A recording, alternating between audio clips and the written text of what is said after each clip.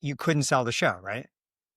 That's true. correct. I mean, there are a couple of places you would have thought, well, of course they're going to do Right. this, if only to keep in the good graces of your star host. As this episode goes live, we're a week away from MIPCOM, and I think you have some news, right? A brand new original that you're putting out there. Do you want to tell us more about that? Well, yes. So MIP's coming up, as you say, and we're kind of excited because Alan Cumming, just won the Emmy for Traitors, of course. And I mean, Alan is just such an inspiration. In addition to being a brilliant actor, he also has this club that he started in his dressing room when he was playing the MC in Cabaret. And people would go, Studio 54, see him Cabaret, go up to his dressing room for a drink. And that was so successful that he then ended up acquiring, excuse my language, the Cock in the East Village, renaming it. So it's okay. He renamed it Club Cumming. And it's like a home. It's a small club, but it's a home for incredible performers and artists who are either outside of the mainstream or seen as sort of too wacky. And it struck us, Alan is very much the MC of this club. He's the driving force of this club. And Cabaret, set in 1939, well, it feels a little bit like 2025 is 1939 again, where we are politically. And Alan was like, can we make a TV show about Club Cumming? And we were like, are you kidding? That would be amazing.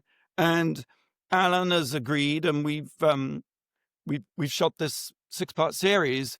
And in the course of producing it, we found partners with Crave in Canada and BBC Scotland, and we'll be launching it next year on What Happens Next. And just to add, it's directed by this phenomenal director, Jeremy Simmons, who we've been working with since the beginning of time, and he did Man Shop's Globe.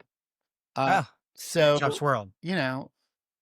Yeah, that's amazing. Part of the film. But you did take this show around, right? And you did try to sell it to some traditional gatekeepers.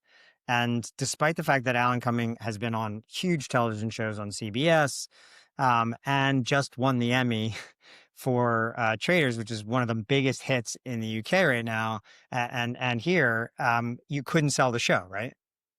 That's true. Correct. I mean, there are a couple of places you would have thought, well, of course they're going to do this, if only to keep in the good graces of your star host.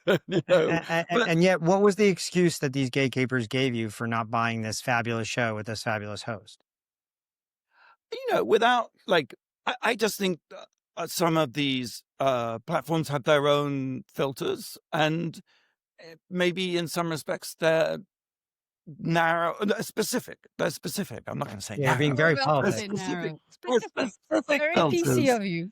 Now, look, I mean, here's the thing. Club Cumming is a creative collaboration. It is, in some respects, like Drag Race, in the sense that although Drag Race is a competition, personally, I think one of the strongest aspects of the show is the camaraderie of these queens working together. Yes, they're vying for the crown, but they're all really together in the workroom, sharing their lives and their stories. And there really is a warm heart to it. And I think that's very much the idea of Club Cumming. It's not sort of wine night gone wrong with people throwing things and, behaving badly. So the conflict and drama is really, it's creative versus this sort of ultra personal, ultra nasty stuff.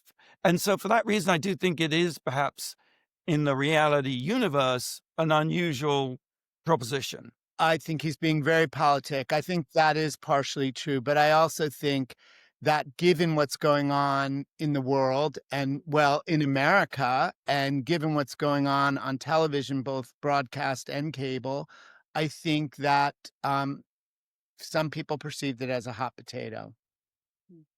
Nobody said that. None of them. They were the most gracious passes and so carefully worded to avoid us pointing the finger, which of course we never would.